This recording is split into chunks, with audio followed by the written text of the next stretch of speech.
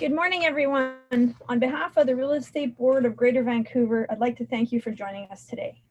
I'm Kelly Fry, an investment realtor with Keller Williams Elite Realty, licensed out of our Maple Ridge office, and I've been a realtor for about 9 years and a resident of Maple Ridge for 19 years. Welcome to the Development Plans for Maple Ridge virtual event. Before I introduce our speakers, I'd like to go over some housekeeping items. First, we'll take a 5-minute break after Lisa has completed her presentation to give you an opportunity to check your messages and stretch your legs. And secondly, please hold all questions until the Q&A period at the end. Once the Q&A period has opened, you can type your questions in the Q&A section found in the panel at the bottom of the screen. We'll try to get to as many of them as we can. As well, this event is eligible for one self-directed PDP hour, which will be processed automatically by our education department within a week's time. So there's no need for you to submit a request for the hour. Now, on to our first speaker. I'd like to present Chuck Goddard. Chuck has been working with the City of Maple Ridge for 15 years now. He has overseen the review and approval of all development in Maple Ridge over this time. Please help me in welcoming Chuck.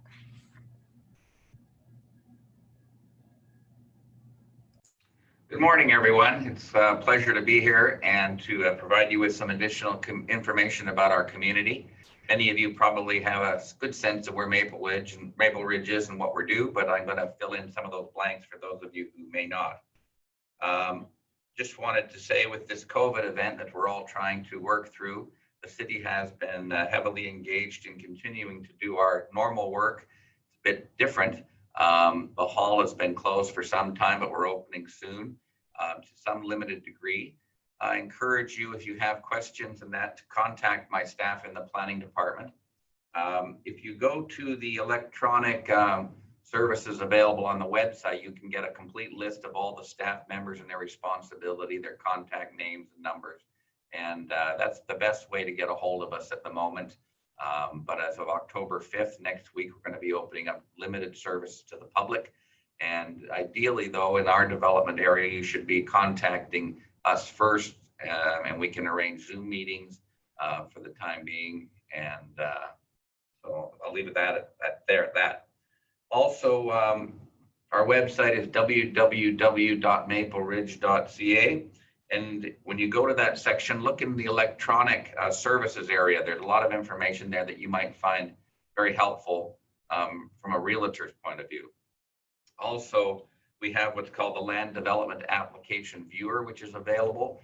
And that's a very helpful tool that you might find because it shows all the development that's occurring in the city, all the rezoning, development permits, and various other applications that are occurring, and it details on linkages to the actual staff reports that will be available that you could read through and really get a good sense quickly by yourself what's happening in the neighborhood that you're looking at or the properties you're interested in. All right, I'm going to give a quick introduction to the city, and then I'll introduce you to the staff briefly. And here we go. Currently, the city of Maple Ridge is one of the oldest cities in the region. It was incorporated in 1875, and we've always been seen as a bedroom community for the last 50 years, but in fact, we've kind of entered our own as the Lower Mainland has been growing with such speed, so have we. We are now a population of about 90,000 people, and that represents about the 8th largest by population base in the Metro Vancouver area, the 21 jurisdictions composing Metro. We also are the 3rd largest geographical area, interestingly enough, in the Lower Mainland. We have a very variety of housing forms, a very variety of environments, geographically as well as socially. And many people are coming to Maple Ridge, particularly over the last 20 years, as a place to continue to live in kind of a rural environment, a country environment, while still enjoying the amenities of an urban area. And we've been growing quite steadily over the last few decades. I think the population growth has been about 8.2% since about 2011. We also have a young community, in a sense, a lot of families here. We have an average age of about 40 years old, with an average household income of fairly high in the region, about $116,000. There are about 2.7 people per dwelling here in Maple Ridge, which is probably above the average of Metro. But of course, over time, our age group we're starting to age as well. We have about 46,000 working adults in the community of 90,000.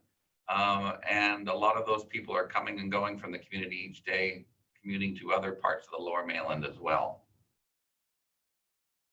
Since about 2017, we've made that interesting switch from being largely developing single-family neighborhoods to multifamily development. So in 2017, we did 163 single-family homes, and today, 400 multifamily. So we've made that transition to really being characterized as more of an urban multifamily sort of development, is beginning to dominate what we do here. Next slide. Next slide. This quickly has some images of why people are attracted to Maple Ridge. You can see tremendous views. A lot of greenscape still exists. We have both rural, suburban, rural, and urban lifestyles. You can have a large property. You can have a small lot. You can have commercial. You can have apartments, and all of this is available in Maple Ridge. You can see by this slide here where we're located in the metro area. We're at the far northeastern edge of the community, but we're linked through to the rest of the region by the West Coast Express, the new R3 bus route, which comes down Lougheed Highway and links us within 25 minutes to the Coquitlam SkyTrain station. We also have significant other sort of infrastructure improvements. I'll mention that since about 10 years ago, Maple Ridge has become completely linked with the region by the new Pitt River Bridge that was built in 2010. We also have the new Golden Ears Bridge linking us southwards to the US to Langley, and that was built about a decade ago. We've just received about a year ago the fast bus to Coquitlam, as I mentioned. We also have a new 4-lane highway reaching into Mission shortly. It's now 2 lanes, so that'll extend our extension to the east and out of the region, as well as we have done some internal improvements to our overall road network to help. And that's the Abernathy Connector, which links essentially 200th Street and into Pitt Meadows with 232nd Avenue, and eventually is going to be going in a few years to 240th. So all of our urban area will have a new Northern Ring Road as an alternative to Dewdney Trunk Road and Lougheed Highway. We also have been working with our partners at the province, and the Haney bypass is being improved to 4 lanes as well, right through the city, and that is completing very shortly. You might be particularly interested in the issues of affordability here in Maple Ridge, and throughout the region, we're still quite affordable in comparison to some of our Western neighbors. For example, a single family home in 2019 was costing about $800,000. Our townhomes were in the range of $540,000, and our apartments were selling at about $350,000. These are significantly less, I think about a third less of a cost of some of our competitors in the western portion of the region. Now, this plan here shows you the various concentrated urban boundary. Everything within the dark black line is urban boundary. Everything beyond it is more of a rural or suburban or agricultural lands. And you can see that we have four area plans: the Hammond, Town Center, Silver Valley, and Albion area. This is where you've been concentrating a lot of development over the last decade or so. The town center is, of course, a regional town center, which gives us so much more significance and why we received the fast bus service to it. So it's one of 10 or so in the region, and it's essentially the heart of our community, and we're trying to densify it so we can avoid extending the urban boundary line in accordance with the Metro Regional Plan. We also have Silver Valley and Albion are the newest areas that have opened up about a decade and a half ago. And they're largely single family, but new emerging neighborhoods. And you can see also we have the Thornhill Urban Reserve area and the Albion Flats area. These are 2 areas that we will be focusing on in the future as urban growth areas. They are within the urban growth boundaries, and council will be determining when we are opening up those areas. I think that's about all I have to say at this point. This is our official community plan map, and it shows the variety of land we have. We have four regional parks, including Golden Ears Park in the city itself. And we are characterized as kind of a rural, small town community in a sense of feel, and that's what attracts a lot of people here to Maple Ridge. But this map shows the variety of various land uses which we have and the width and breadth of the opportunities here. So I encourage you to speak to my staff or myself in the future if you have any questions, and I will pass the mic over to Lisa Zosiak, who is our Manager of Community Planning. Thank you very much. Thank you, Chuck. As Chuck mentioned, our next speaker is Lisa Zosiak. Lisa has been working with the city of Maple Ridge for 15 years now. She's undertaken many long-range projects, including various area planning projects. Please help me welcome Lisa Zosiak. Thanks, Kelly. If you could just move to the next slide, that would be great. Thank you. So the Maple Ridge Town Center is what I'll be talking about, one of the topics for me today. Oh, actually, if you just go back one slide. Actually, that's fine. It's not a huge deal. Maple Ridge Town Center has historic roots that date back to the late 1800s. Chuck has alluded to this. We are an old community. So at that time, an urban center began to grow along the shores of the Fraser River at the foot of 224th Street, which was originally known as Ontario Street. So with growth and expansion over time, the area quickly became the heart of the community and has largely served the rural and suburban areas of Maple Ridge for over a century. So today the town center is going through an evolution from small scale downtown buildings and infrastructure to high density, mixed use, pedestrian oriented and bicycle and transit friendly development. This transformative redevelopment is largely the vision that emerged through an extensive public consultation process that took place through 2004 and resulted in a draft plan in 2005. Next slide, please. Oh, great. So the town center area plan that contains policies and permitted land uses was adopted into the official community plan by council in 2008. There are four main sections in the plan, and the first one is land use, which is shown in Schedule 1 on the right-hand side of this slide. You'll note that each color shown corresponds with a land use in the legend at the lower left there. These are land use designations that identify future land use and correspond with permitted uses in corresponding zones. Another section is park and conservation, which contains policies for using and managing the spaces that are shown in dark green and light green. And also multimodal transportation. The policies in this section aim to achieve a multimodal town center as redevelopment will be occurring over time. And also green infrastructure, and the aim here is to incorporate green elements and utilizing the benefits of green infrastructure through redevelopment. This was part of the community's vision for this area, and there are several policies incorporated into the plan to achieve this aim. Next slide. So there were 8 guiding principles that were developed through the public consultation process for the area plan. And these are, just go through them quickly. Each neighborhood is complete, so it's a place where residents can live, work, and play. Options to our cars exist. So we're looking for a neighborhood that is pedestrian oriented, bicycle friendly, and supports public transit, work in harmony with natural systems. Buildings and infrastructure are greener and smarter, so utilizing energy efficiency wherever it's possible. Housing serves many needs in both form and tenure. Jobs are close to home. The center is attractive, distinctive, and vibrant, and everybody has a voice. Next slide, please. I'll just quickly go through some general land use policies. This is just a small snippet of what kinds of things you'll find in the area plan. So the plan encourages office use above the first story, commercial use at ground level, as well as special needs housing, affordable housing, and various tenures, including home ownership and market rental. Flexible design for aging in place, viewscape and shadow studies to ensure that adjacent buildings are not overshadowed. Also concealed parking structures underground to enable that pedestrian-oriented type of development. And also the use of SEPTED principles to help create a safe environment for everybody in the town center. Next slide, please.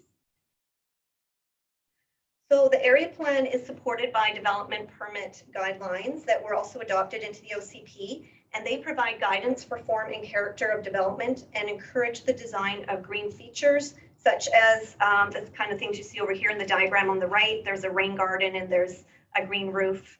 So those are the kind of green features we're talking about. A technical parking study was undertaken in 2008, and it found that reduced parking standards in the central business district would be appropriate based on the mix of proposed land uses in the area plan.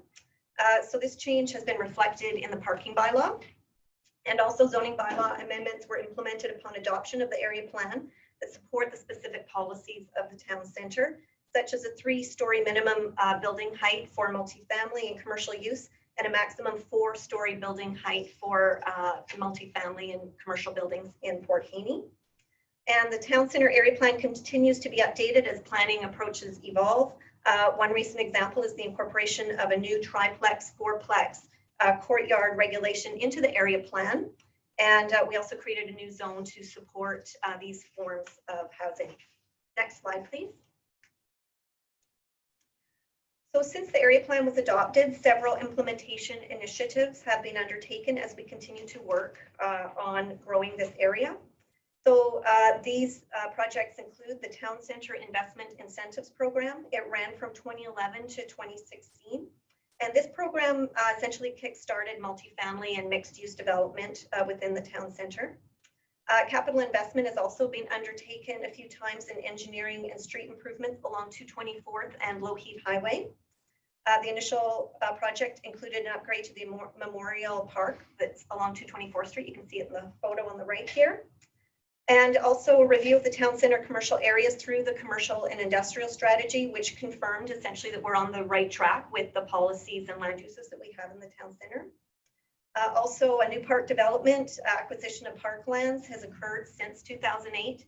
And one of the new parks is the Nokai Park and the Intergenerational Garden. And they're both just located north of our central business district. And also currently we're undertaking a town center visioning process. It's recently commenced, and I'm going to be talking about this more of this shortly. Next slide, please. So how much growth have we seen since 2008? Well, when the area plan was being developed, the neighborhood was home to over 8,000 people. And we've added almost 4,000 residents to the town center to date. The population is getting close to 12,000 now. And we have approximately 6,500 dwelling units. So when the town center reaches build-out capacity, it's expected to have approximately 22,000 residents, 70 to 100 persons per hectare, 11,000 units, and close to 1 job for every unit, dwelling unit. Next slide, please. So as I mentioned, we're currently undertaking a visioning process for the town center area to ensure our area planning policies are taking us in the right direction as the area grows and evolves. Council wants to see the town center draw in more people, create more vibrancy, and support local business. So while council continues to support the existing area plan policies, I anticipate that there might be some updates to the area plan policies as an outcome of the process. Next slide, please. Public consultation for this project commenced in August. We had some pop-up engagements during city-run family fun event nights in Memorial Peace Park.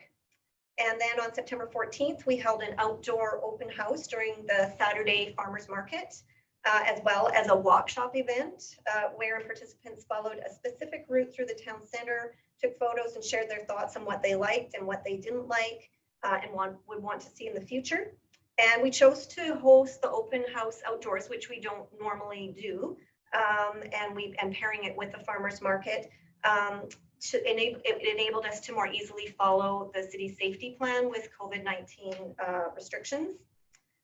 And also a community survey was launched for the open house event, and it will remain open until this Sunday, October 4th, So if anybody wants to go online on our website and take a look at that and add your input, that would be most welcome. We also are hosting a virtual visioning workshop tomorrow afternoon with the business community. Anybody who might be interested in that, there's also information on our workshop, and Amanda Grokowicz is actually the planner who's leading this project, and her contact information is there if you would be interested in attending that. And the outcomes of the public consultation for this process will be compiled and presented to council late this year. Next slide, please. So next I'm going to talk about the Lougheed Transit Corridor Study, which is another area plan that we have underway. So we started this process in 2018, and at that time we were aware that a rapid bus route would be commencing, or as it did early this year, along Lougheed Highway. And as Chuck mentioned, it runs from downtown Maple Ridge to Coquitlam. It connects with the SkyTrain and the West Coast Express station. So in undertaking this process, there were two key questions that we wanted to answer, and that is, how will land use and demand for commercial and residential change with a rapid transit use, bus use, and what kind of future does the community envision for this area? So currently we're on phase 4 of this process, and in this phase we're inviting the public to provide feedback on a draft concept plan. And we have that is also on our website for anybody who's interested in looking at that information. And we will be seeking council endorsement of this concept plan before the end of the year. Next slide. So just to show you what area I'm talking about, it's the gray area, as you can see on this slide. And it includes the lands south of Lougheed Highway and just north of Dooney Trunk Road. And the eastern edge is 222nd Street, and the western edge is the boundary with Pitt Meadows. The next slide, please. So the public engagement process took place through 2019, and it was quite extensive, including several pop-up events throughout the community. We had 2 public open houses, a community questionnaire, and a design charrette workshop. And this diagram here is actually from that design charrette. We invited members of the community to participate, and we had 31 participants. And this is the big ideas diagram that compiled the ideas that came from the groups that were working through the design workshop. And some of the key themes that are on this diagram are, just to highlight them, are a walkable community, connected parks and open spaces, a greenway. You can kind of see it in the dashed green line that runs east-west, that would be focused on walking, cycling, and includes street trees. A mixed-use transit node at 203rd Street, and services and amenities that would support the existing hospital use on Laity Street. Next slide, please. So 6 guiding principles were developed from all of the inputs received through the public consultation process. And I'll just run through these quickly. So people want to see that the transit stop areas are mixed-use employment hubs. Everyday needs and destinations are within walking distance. That development is at a pedestrian scale and supports safe and vibrant neighborhoods. Options in housing, size, form, and tenure. People were looking for it to be inclusive. Also, diversity is celebrated through public art, and people want to see some community gathering spaces. And also that traffic demand management prioritizes transit, walking, and cycling in this area. Next slide, please. So this is an image of the draft concept plan. It was presented to council last spring. And on September 14th, actually the same day as we had the Town Center Visioning open house, we also had an open house in the Memorial Peace Park for feedback on this draft plan. And we had a really good response. We had approximately 70 people stop and take a look at all the panels and ask questions. So there's also a community questionnaire online on our website seeking feedback on this plan, and that will remain open until Sunday, October 4th, as well as the other questionnaire. So the plan's focus is on densification of the commercial and residential areas, and to create a more livable area that provides ease of mobility throughout. Next slide. So this slide is, I'm just going to quickly go through some of the proposed land uses for the draft concept plan and what we're talking about.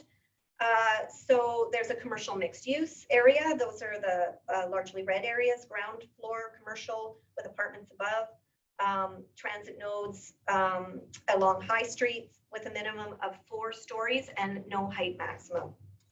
Also, we're introducing sort of a flexible employment use, which allows our existing highway commercial, but may be combined with light industrial uses within a business park with a minimum of 2 stories and a maximum of 6 stories permitted. Also, a transit corridor multifamily use, which would allow townhouses and apartments, and intensive attached residential infill would allow duplexes, triplexes, and row homes. And then finally, a local residential infill that would allow for secondary suites, detached garden suites, and duplexes. Next slide, please. So the next steps for this Lougheed corridor plan is to report back to council before the end of the year. As I mentioned, we would be looking for plan endorsement.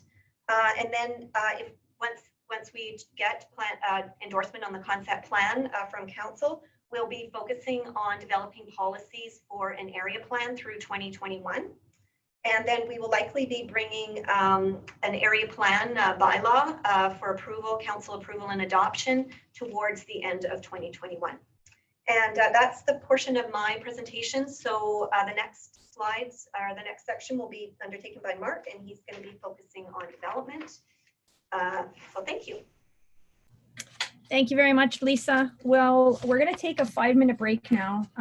Take this time to check your messages, walk to the washroom, grab that second cup of coffee, and we'll start up again at about 10:31. Hope to see you soon.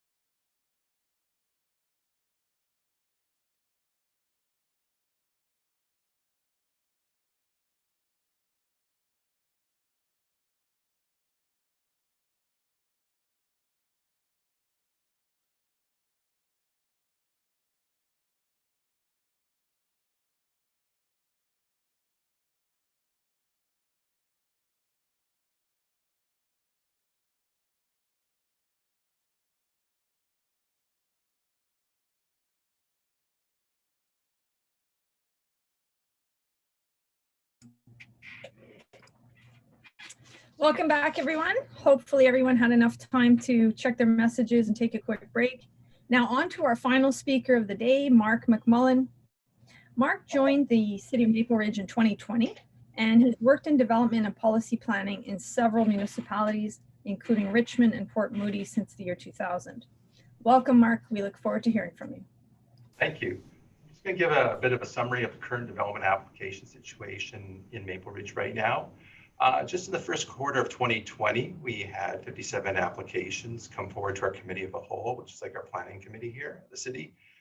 9 more involved planning applications and policy items came forward to our council workshop, and we had 9 applications come forward for final approval for 75 applications coming through the process in the first quarter. Just over on the map on the right, you can see that we have over the last 2 years had a number of approved applications shown in green, focusing on this town center area. We have quite a number in process, and a number of our larger pre-application discussions are highlighted in orange. Next slide, please. Just in the first quarter, at the end of March, we had 155 application files, 34 of which were at third reading, just pending adoption and approval. Subdivision applications, we had 79 total application files active, and form and character development permits, which are mainly focused in the town center and the low heat corridor. We have a total of 64 files active, and 2 development permits were issued in the first quarter. Next slide, please. So with strata units being created in the first quarter, which is of course near the end of the development process when buildings are nearing completion and the strata plans are surveyed, we haven't had really too much of a clear trend of the general upwards, but in the first quarter of each year, you can see the trend from 22 to 91 and 43 in this year. Next slide, please.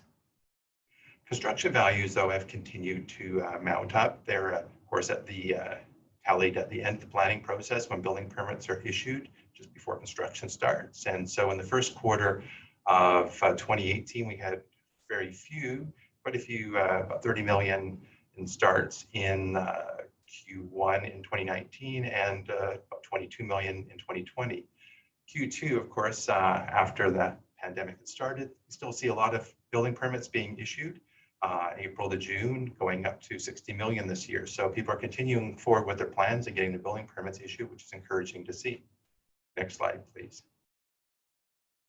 So we're just going to go over a few of the major developments in progress or just approved recently, mainly in the town center here. Next slide, please.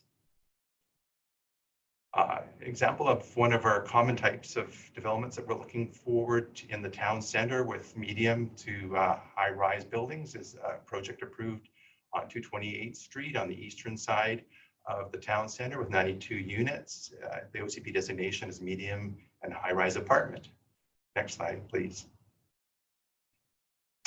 Our largest application ongoing right now in the town center is the ERA project by Swiss Real. Right now we have a development permit issued for phase 1 that's in the lower left corner at Dooney Trunk Road and Plaza Street. The project occupies the whole area shown on this diagram or this perspective with a total of up to 900 units when the rest of the project proceeds outwards to completion, and a number of high-rise towers. The remainder of the site is at third reading and needs rezoning. But the first phase is under construction right now with, I guess, parkade about completed and cranes coming out of the ground. Next slide, please. This is just an example of some of the perspectives from the first phase of the development at Dooney Trunk Plaza Street again, showing a very modern, almost European styled first phase with 5 buildings located on an underground parkade and the remainder of the future phases off to the right. Next slide, please. And we have a slide for another project here. I'll just go with this. Brickwater Village is a 4-phase mixed-use project which has 6-story buildings. It's in the OCP Town Center, just near the Transit Exchange and the City Hall. It was approved in January 2018. Next slide, please. And here we are back to the Swiss Real project. There was just a misordering of the slides there. So we're going back to the Swiss Real project with the 7 phases, Dooney Trunk Road, and stretching from 224th back to Plaza Street, showing that first 5 building project that's in DP on the left. And characteristic of this is that the real emphasis of the town center policies of being pedestrian oriented, creating active uses on the streets, commercial facing Dooney Trunk Road, a large pedestrian plaza in the lower right-hand corner of the project, which will really emphasize one of our main intersections in the city at 224th and Dooney Trunk Road. We also have a long east-west pedestrian corridor traversing the site from east to west, which gives a nice pedestrian and bicycle-oriented views that go through the project. We hope to see more developments like this in the future. Next slide, please. Now, back to Brickwater, where I was a couple slides ago. Phase 4 of that 4-phase project is 6 stories, 79 units, and is just nearing completion right now. Next slide, please. And here's a I shouldn't say mid-rise, but a low-rise, a maximum 6-story low-rise building that we see a lot of applications coming into the city for and getting approved by council. This one is at 223rd Street, has 51 units, and is in progress right now, nearing approval by council. Next slide, please. Another project here, south of Lougheed Highway, is on 227th, 2 6-story residential buildings, approved just this year, February 2020, and is a near building permit issuance. Next slide, please. And another application just a couple blocks away, again on the south side of Lougheed Highway, 5-story and 3 apartment building and 3-story townhouses with a mix of unit types as shown. And this area is designated low-rise apartment. Again, we have a lot of applications like this coming in the city center, filling out a lot of underutilized land and in some cases vacant lots. We're very encouraged to see these applications. Next slide, please. And as Chuck had mentioned at the beginning of the presentation, we have our land development viewer, which you can find on our website. If you find it hard navigating on our website to that long URL at the top, you can just type land development viewer, Maple Ridge in Google. It should be one of the first listings you get. It's really quite handy in that you can turn on approved applications, in progress applications, and sort by any of the different types of applications here. So we encourage you to look at that. And the links include reports to council and actually videos of the council meetings. Next slide, please. And for further information, here are email contact addresses for Chuck, myself, and Lisa. And our REBGV, our online GIS mapping tool, which you can use to find out basic information about projects. Next slide, please. Thank you. And I'll now turn it over to Kelly for the question and answer period. Thank you so much to our speakers. It's so exciting as a Maple Ridge resident to see what's in the works and to see all that's gone into bringing it to where it's going to head in the future. So we're going to open it up to questions now for the next 15 minutes. Please use the Q&A section to submit your questions and include the speaker's name if your question is specific to Mark or Lisa or Chuck, and we'll get to as many as we can, but we may not be able to answer them all today.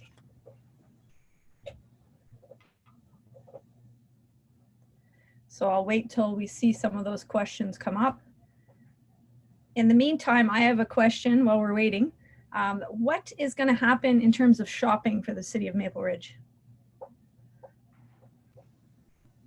Maybe I'll answer that question for us. It is certainly a key component of council and has been in the past of other councils to try and increase the ability to shop within our own community. The town center is still the focus of that activity. The new Lougheed plan, which Lisa had shown, will provide additional opportunities along basically Lougheed at the moment, I would say. And we're modifying the various uses along Lougheed that will allow a greater variety of commercial opportunities there. We also have the Albion Flats, but of course that's in the Agricultural Land Reserve, and we're working with council and the ALC to try and see if there's any opportunity for employment with limited commercial opportunities down in that area. But of course, because it is in the ALR, we are having difficulties getting that land out, to be honest, and I don't know where that's going. So we're really having to focus still on the town center, increasing the uses and opportunities here, liberalizing the land use designations and zones, and the Lougheed corridor in West Maple Ridge. So well, I do have a bunch of questions piling up here now. Okay. So first one is, how is the city addressing the homeless issue? Well, it has been a long, well, this is an issue that's also problematic, not just for Maple Ridge, but all the community. We've all experienced this increase over the last decade. Council is very aware of it, and they've initiated a safety program within the town center, which has been focusing on that. They've hired 4 or 5 additional bylaw staff, and they're working closely with RCMP to try and get a better handle on that issue. We're also in discussions periodically with, of course, the province, who is frankly the responsible party to deal with that issue, in my opinion. Council is probably of that same attitude, but these people are in our community and we somehow have to provide for them to some degree. But this council has taken it seriously as a problem, and they're trying to remedy it. Now, they're doing that through their policing actions, their bylaw enforcement actions, as well as a housing initiative. Now, I have 3 questions here in a row that are all interrelated. So the first one asks, what are the major transit from other cities to Maple Ridge? Then what are the plans for SkyTrain expansion? And there's been talk about the light train from Surrey to Maple Ridge. Is this true? So perhaps you can touch upon transit. Sure. We've just been introduced to the R3 bus system. Of course, it's been reestablished after it slowed down during the COVID epidemic. But that bus gets us to Coquitlam Center, as I mentioned earlier, in about half an hour, 25 minutes, and it's a great service. And it doesn't take the long boat ride through Pitt Meadows any longer. So it's right down the Lougheed Highway and connects us. Every 10 minutes you can get that bus. And so it's very effective. Until we grow further, we're probably not going to see SkyTrain here for probably a decade or so at least. So the R3 bus is that first step to achieving that greater connectivity, but the bus is very efficient. I'm not aware of any sort of on-grade connection to Surrey to the south. So through the Golden Ears Bridge is what we're getting. And in fact, the removal of that toll on that bridge has had a significant impact on north-south traffic between our city and Langley and Surrey. And it's been a blessing as well as a bit of a challenge as well on some of our local roads on the west part of the community. Perfect. Excuse me, Kelly, just for one moment. It's Cheryl here. Yeah. If you could look in the answered column, please. Sorry, if I can which? Look in the answered column, please. Okay, perfect. Thank you. This next question is, they're wondering when it would be further zoning changes between 240th and 248th on Dudney Road. Right. The person says, I know that area is mostly connected with city water and the sewer system.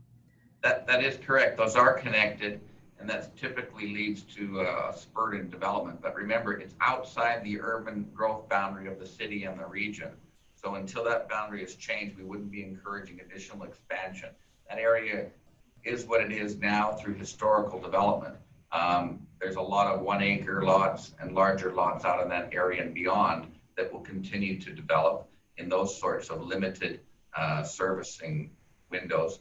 But as we anticipate now, there will not be any significant growth changes in more of an urban status out there until it's changed regionally. Next question is, are the 6-story buildings wood frame construction that you mentioned? Yes, they typically are. Some may have a ground floor concrete component being commercial, but we do not require commercial on every frontage on this in the town center. We have a guideline for that, but many of the areas will just have a 6-story wood frame form. Question is, what is the reduced parking standard? Within the town center, a study was done a few years ago that basically reduced it from about 1.7 to basically 1.1 with a visitor component. So it is significantly less than it is maybe in other parts of the city. And we may have to look at that reduction also applying to the Lougheed corridor as we try and encourage more density along that. But So it is significantly reduced in the town center.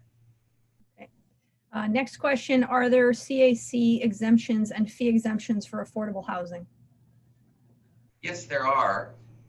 Council has exempted the CAC charge, which are not expensive, but they're a charge within the town center if you're looking at rental buildings. And we are getting a fair number of interest in rental buildings over the last 2 or 3 years, but you would be exempted from that in the town center. Okay.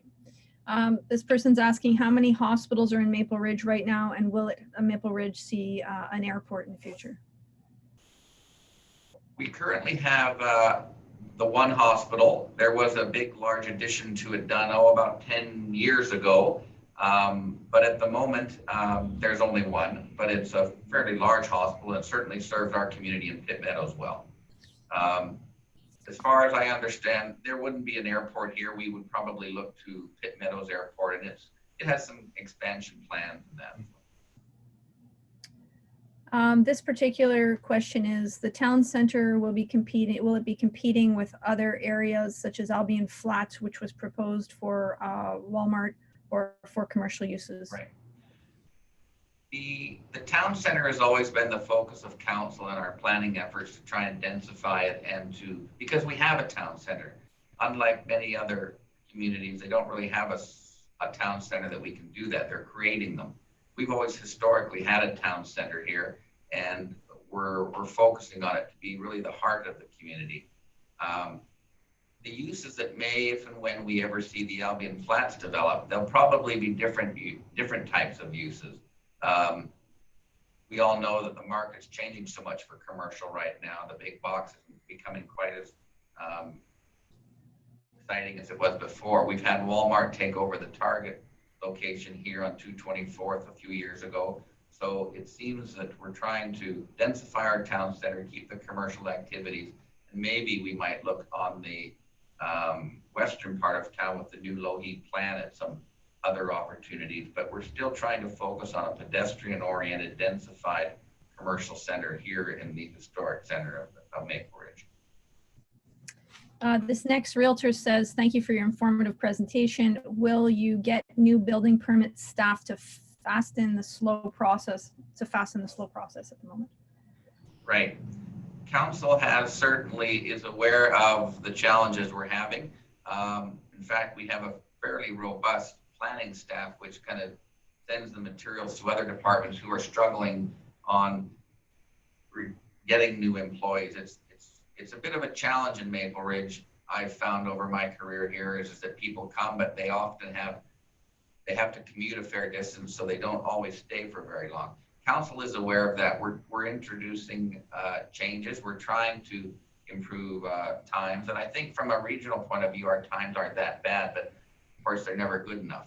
And we're looking at that. So we have hired a few more people in engineering and the building department. So the one nice offshoot about this COVID event is that we have been able to recruit fairly robustly over the last 6 months. Most of our positions are full now. And I think those people will be coming on stream as they get to know the community here. And I'm hoping that would certainly improve return times from other departments to the planning department, so that we can move the work forward. Remember, the planning department is kind of like the tip of the spear of applications, in that we move everything forward, but we need inputs from the various other departments to do so in an efficient way. So if they can get staffed up sooner, it helps us all. Next question, what is the chosen route for the Abernathy extension to 240th? As far as I understand, it is still going to be, as it crosses 232nd, it's going to continue down 124th. Now, it will probably swing south of what's known as Hackers Haven and connect to 240th there. And that is available from our engineering department. That study is done. What would happen to the right-of-way as it heads further east eventually to 256, I think, is still a bit more of an open question. That's a good question that I think should be directed to our engineering department at this point. Yeah, they have a study with actually up to 10 routes, and you generally describe the area, but the study has the different options, and they haven't decided on the exact option yet. I think there is some concern too with the school being right there where it comes out on 240th. That's right. I think at that point, it's going to have to either deviate north on 240th or maybe in fact end and come down to Dewdney Trunk, and then they'll have to be looking at additional work on Dewdney Trunk east 256. So that's still a bit of an open question, that portion of it. Next question, are there more plans for bike lanes throughout the city? Lisa? I know haven't, Okay. but our engineering department actively works on that. And I think the answer to that would be that we are always working on that. As I have not seen any recent plans for expansion, I am anticipating, again, it's a question for the engineering department, that they are actively working on that. So I think we can look forward to seeing that in the future. It's certainly a component of our planning process when we're looking at our new area plans, for example, the low heat plan or anything new. If we ever get into Thornhill, it'll be a major component of that because we are looking at alternative modes of transportation. Yes. And we have a strong bike community here, and it's always becomes an issue of discussion at council floor about that issue. And I know our engineering department is continually looking at that issue. The key one is the low heat corridor or the greenway. Oh, yeah, sorry. Yes, I mean, yeah, absolutely. They are they're definitely part of our area plans.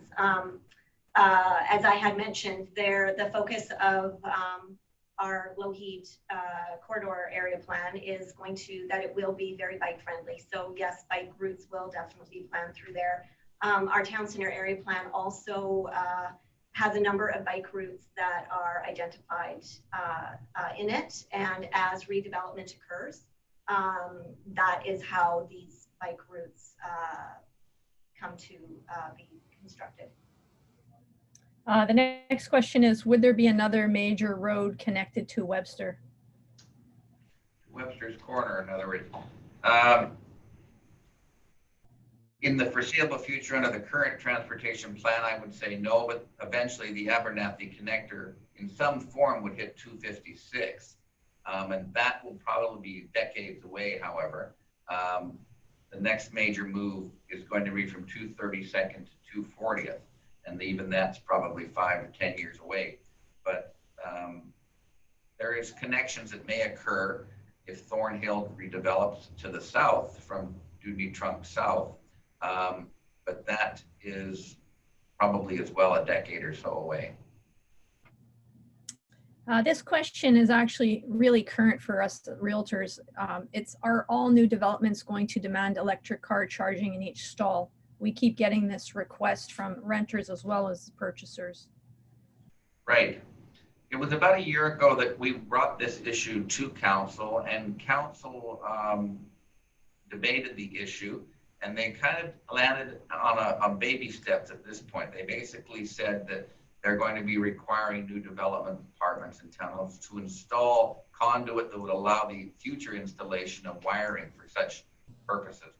So I was a bit disappointed by that. It didn't seem to go far enough. However, we are going back to them in 2021 through our sustainability staff who are looking at trying to ramp that up. I've heard a few councillors speak to the issue of late, and they basically seem to be more aggressive on the issue, because I think even over the last year, a lot of changes occurring on this issue. Electrification of most car fleets are going to be occurring within 10 years by the sounds of things. So I think we're going to be pushing for greater effort in that area. Yeah. Great. What are the future plans for schools of all levels in Maple Ridge? We work closely with, of course, the province, and of course the city does not provide that service. It's through the province, and the province essentially wants to see the population established in an area before the school goes in. Kind of a chicken and the egg sort of thing. And we've struggled with that in both Albion and Silver Valley.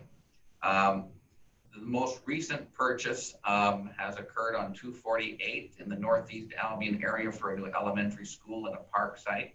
And we are also just completing a new elementary school in South Albion, 104th and 240th. So it took a long time for those areas to develop before we got those darn schools. They're a little bit quicker on the 248th one because you may or may not be aware that we've introduced a new sub-area plan for the Northeast Albion area. And luckily the property was purchased. Now, the province still needs to provide funding to actually build those schools. But as we all know, the price of land is becoming so horrendous that it's becoming difficult for local government and the province probably to purchase these properties, but they've purchased that. The bigger challenge is in the Silver Valley area. We originally had planned that neighborhood out with 4 elementary schools, almost one for each of the 4 or 5 hamlets there.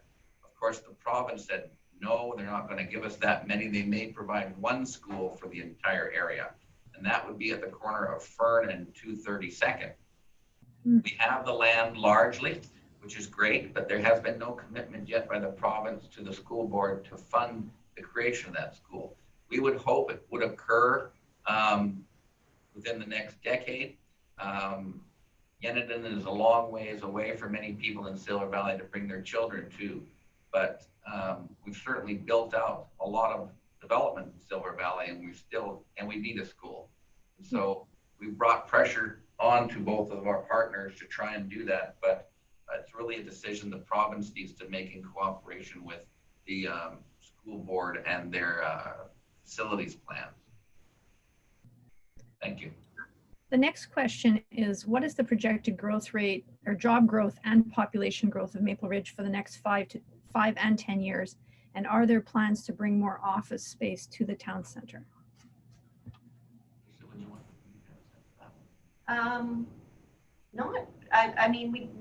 I don't know the exact numbers. I don't have those numbers in front of me, but actually, if you just go back to the question, it just appeared.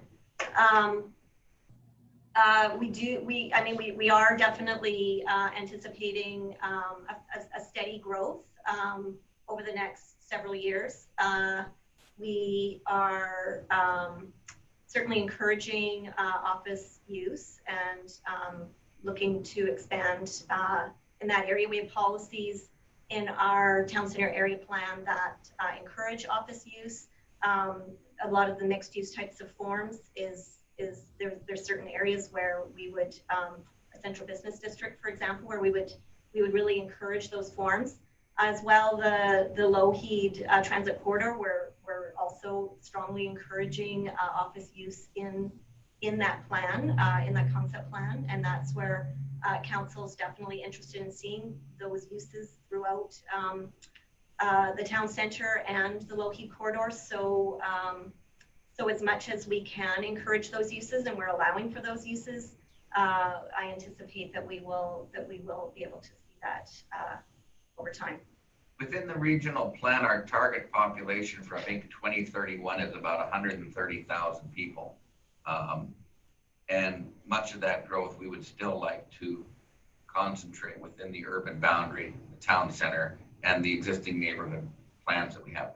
We're also looking at plans of densifying in various more sensitive ways in the older areas of Maple Ridge, the single family neighborhoods where we're willing to look at smaller lots, various housing forms, triplex, fourplex, courtyard development in various places.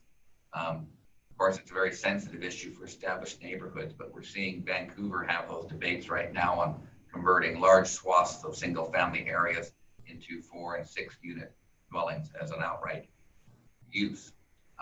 We haven't gotten to that point yet, but I think in the future we're going to have to look at it as well. Good news for investors, that's for sure. Yep. Where is the future SkyTrain line expected to run along? I know you said it was probably a decade into the future, but where would you anticipate it would run? I would anticipate it coming down, hopefully Lougheed, okay, where we have the largest right of ways in that. Yeah. And will there be improvements to the road in and out of Golden Ears Park? That is a good question. What interestingly enough, last time I looked at the figures, we have over 600,000 people visiting Golden Ears Park in a year, which is significant given the road that we have there. It's a very primitive road, I guess you could kind of say. It is a major road network from regional point of view, that little road, and it carries a lot of traffic. Most likely the improvements we're going to see will be from Dewdney Trunk Road north on 240th with a new bridge connection. Potentially that has a lot of advantages for Silver Valley in that it'll provide another full access into the whole area. But that's going to require a fairly expensive bridge crossing over the Alouette River at some point. We are looking at options for that. Our engineering department has been reviewing that. It will need federal and provincial dollars, though, to help in that bridge construction, of course. We're trying to acquire the land through development occurring in the area for the right-of-way for it and protecting that right-of-way. But the territory is pretty rough up there. There's not going to be a new northern route, let's say, to Golden Ears. It's going to still have to come along Fern Crescent in some way, and there'll be road improvements that will have to occur to accommodate that. And I think our engineering department has been looking at that, but I don't know of any immediate timing on that. Just to note, the city is starting a citywide transportation plan, and I'm working with the engineering department on that, and they'll be having public involvement on that. So if you have any interest on anything, after you start looking at what they're doing, I think it's good to check on our website in the future or call up our engineering department or email them. Sure. Next question, this realtor is asking, in the future, will the city look at applications or rezonings for duplexes, triplexes, or do you prefer row houses? I think we're open to any type of form. One of the principles I think is the council has that they want a variety of housing forms for different people of various incomes and needs and all that. We have one area in the city which is known as the Fraser Escarpment area overlooking the Fraser River that is one area which we have some geotechnical sensitivities that we're not keen on seeing a huge amount of additional density in the form of multifamily being placed there.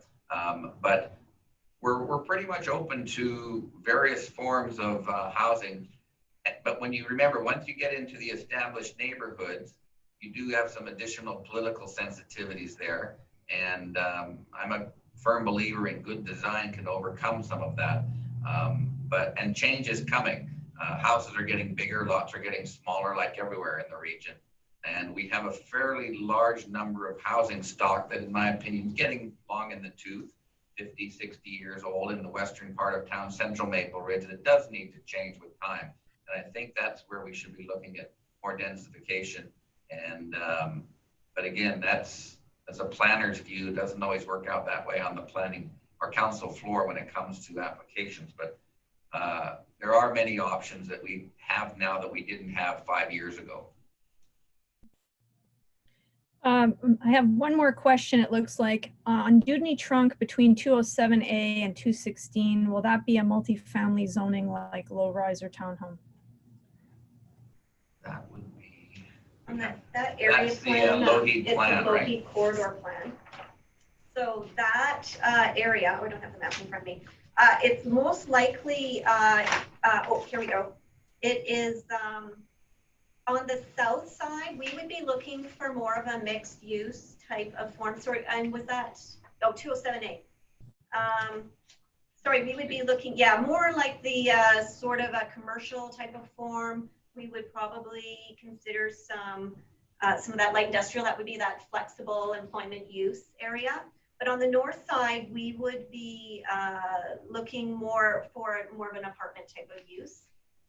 In that area. So it would be a good a recommendation to take a look at the concept plan. As I mentioned in my presentation, it is on our website.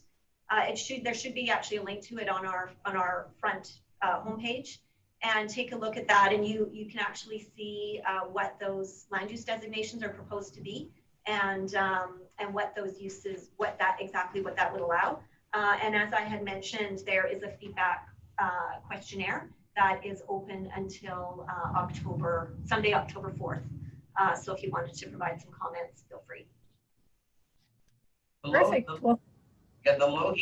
The Lougheed concept plan is a really significant piece of work, and it's really going to be promising to change our major corridor developments, and it may even to some degree rival the town center, which is not the purpose, but it's going to be a lot of change that we're trying to encourage in that area. And there would be a lot of opportunities, I think, for investors, but also just it's going to change the neighborhood. And I think if people have some specific questions on properties or the form, they should email us or call, and we'd be happy to kind of look in better detail for them. Yeah. Perfect. Well, thank you so much to all of you speakers as well as attendees. We'd love to hear your feedback from today's session. When you log off, you'll get a pop-up link to our event survey. Your feedback is invaluable, so please share your thoughts with us. And as a reminder, today's event is eligible for one self-directed PDP hour, which will be processed automatically, so there's no need for you to submit a PDP request form to the Education Department. Thanks again and enjoy the rest of your day.